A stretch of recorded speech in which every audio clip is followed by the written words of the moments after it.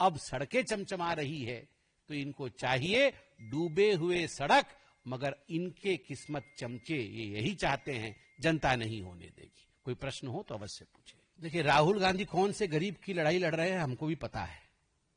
राहुल गांधी लड़ रहे हैं अपने लिए, क्योंकि राहुल गांधी जी को लगता है कि वो एंटाइटल्ड है। उनको लगता है कि इस देश पे शासन करने का अधिकार गांधी परिवार के पास है। गांधी परिवार अगर शासन से बाहर होती है तो वो जल बिन मछली जैसी उनकी हालत होती है। तो सब हमेशा इमरजेंसी लगाया उन्होंने। तो ये गरीब, कौन सी गरीब की लड़ाई लड़ रहे हैं राहुल गांधी? कौन गरीबी का डेफिनेशन जानते हैं राहुल गांधी? गरीबी की स्पेलिंग बता देंगे राहुल गांधी? आप बताइए। नहीं, वो सब कुछ हम कलावती के घर गए, वो सब कुछ हमने ड्रामा देखा है राहुल गांधी का। इनके पूरे पुस्त आप देख लीजिए, गरीबी हटाओ, गरीबी हटाओ, गरीबी हटाओ, गरीबी हटाओ।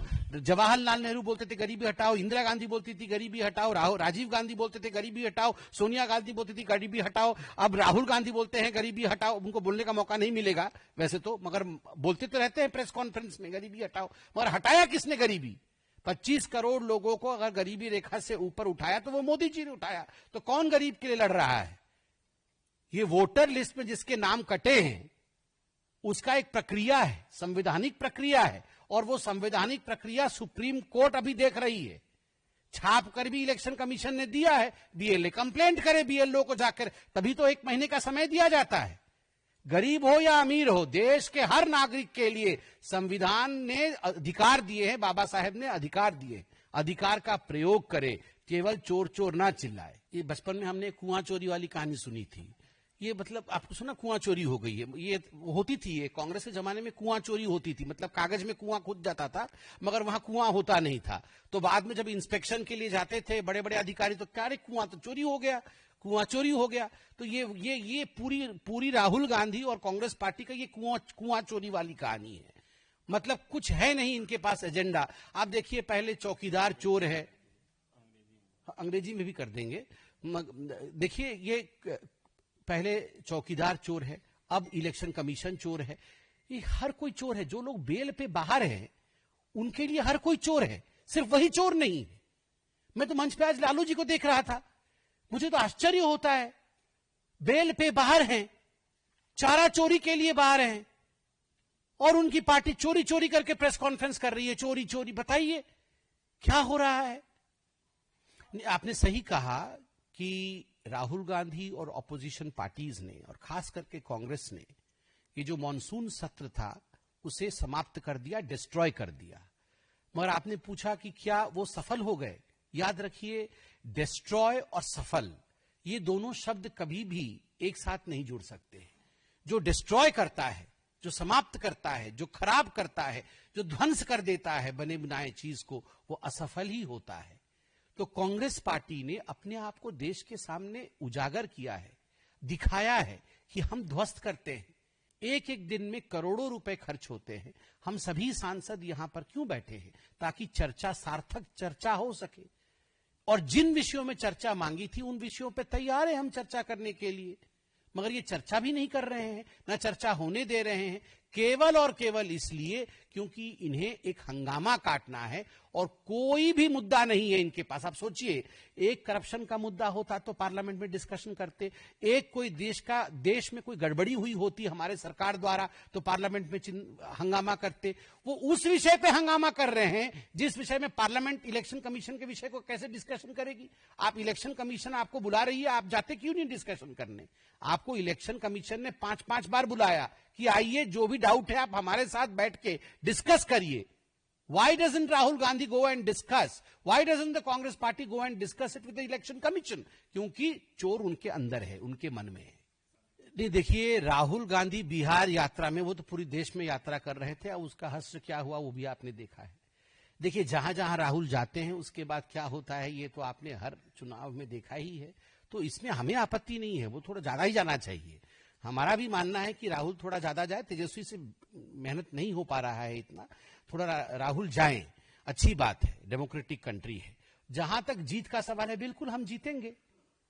हमने अच्छा काम किया है बिहार में, गरीबों के लिए काम किया है हमने बिहार में, हमने नौकरियां दी है बिहार में, हम सार्थकता के आधार पर, अच्छे काम के आधार पर, सकारात्मकता के आधार पर जीतेंगे और जीत हासिल करेंगे। नकारात्मकता से कभी जीत नहीं होती है और यह बात राहुल गांधी भी जानते हैं। It's a very important issue today that we had a great discussion pending in the parliament today. The parliament was due to discuss the space research of India, in fact the success story of India in the domain of space. And most importantly, Mr. Shukla had just come day before yesterday to India. He was received by both the Chief Minister and the Honorable Union Minister, Mr. Jitendra Singh Ji. Mr. Jitendra Singh Ji opened the debate today, discussion today, on the achievements of space technology by this great country, India, as to how in the yesteryears, India could not do, though it had the intention, though it had the talent, though it had the wherewithal, but still we could not achieve what we achieve today. Because today we have the intention as well as the political willingness to move in that way.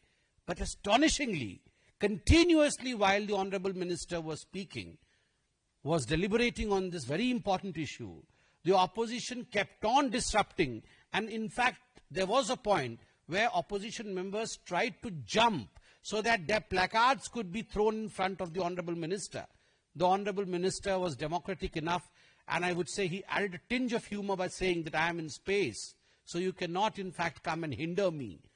In a way, he said that Bharatiya Janata party वहां तक आज आ चुकी है कि आप ये जो disruption कर रहे हैं उससे हम अब disturb nahi honge. But it's really a matter of shame that while the parliament should be honoring Mr. Shukla, who belongs to the armed forces and who in fact achieved a great feat today, made India proud, we could not stand for him today. We could not applaud for him today. This is for India to think what the opposition is doing. देखिए आज शुक्ला जी के ऊपर जो अंतरिक्ष से अभी परसों वापस आए हैं और बहुत सम्मान के साथ उन्हें भारत में सभी ने रिसीव किया। आज उन पर डिबेट होना था, उन पर डिस्कशन होना था। स्पेस टेक्नोलॉजी, अंतरिक्ष में जो टेक्नोलॉजी भारत ने अपने प्रदर्शित किया है, भारत आगे बढ़ी है, इन सब विषयों पर आज चर्चा होना था संसद के अंदर। मगर जिस समय माननीय मंत्री श्री जितेंद्र सिंह जी इस विषय को लेकर खड़े हुए, सदन के अंदर चर्चा आरंभ हुई, ठीक उसी समय ऑपोजिशंस के लीडर ने जिस प्रकार से हुड़दंग किया, जिस प्रकार से वेल में उतर करके हो हल्ला मचाया, पार्लियामेंट को चलने नहीं दिया, ये कहीं न कहीं उदासीनता दिखाती है ऑपोजिशन के मन की। ये कहीं न कहीं पूरे हिंदुस्तान में बहुत बुरा असर छोड़ता है कि हिंदुस्तान के इतने बड़े अचीवमेंट को, जिस पर पूरे विश्व को गर्व है और पूरा विश्व इसे देख रहा था, एक इतने बड़े व्यक्ति के लिए जिसने इतने बड़ा, वो आर्म्ड फोर्सेस का है, वो एस्ट्रोनॉट बन के गया, वो इतना कुछ अचीव करके आया, उसके बाद भी हम उनके लिए खड़े नहीं हो पाए। आप सोचिए किस कदर आज ऑपोजिशन गिर चुकी है और क्या मानसिकता है उनकी। बिहार चाणक्य की भूमि है, बुद्ध की भूमि है। बिहार के लोगों में जो शार्पनेस है, जो इंटेलेक्चुअल ज्ञान है, संजय जी मैं ठीक बोल रहा हूं? आप बताइए, बिहार के लोगों को कोई गुमराह कर देगा, वो भी राहुल गांधी जाके बिहार के लोगों को गुमराह कर देंगे। ये चोर चोर शब्द तो राहुल गांधी का फेवरेट शब्द है, कब से नहीं बोल रहे हैं, वो शुरू से ही चोर चोर बोल रहे हैं। मगर क्या हिंदुस्तान की जनता, क्या बिहार की जनता राहुल गांधी को सीरियसली ले रही है?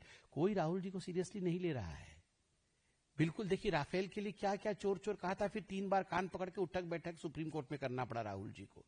वीर सावरकर के लिए क्या क्या जाके महाराष्ट्र के चुनाव के समय बोला, उसके बाद अभी कान पकड़ के बैठे हुए हैं सुप्रीम कोर्ट में, बाकी कोर्ट्स में भी।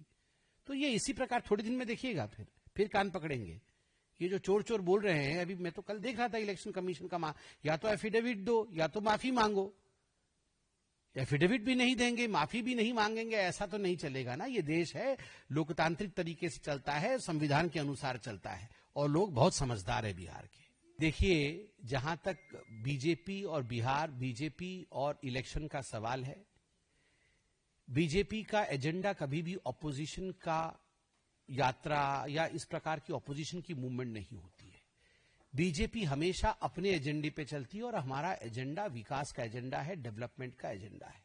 हमने क्या किया है विगत 11 वर्षों में, एनडीए की सरकार ने बिहार में क्या किया है, नीतीश जी के मुख्यमंत्री काल में किस प्रकार से बिहार आगे बढ़ा है, पहले कानून की व्यवस्था क्या थी बिहार में, किस प्रकार बिहार में बदलाव आया है, इन सब आधार पर बिहार का चुनाव लड़ा जाएगा।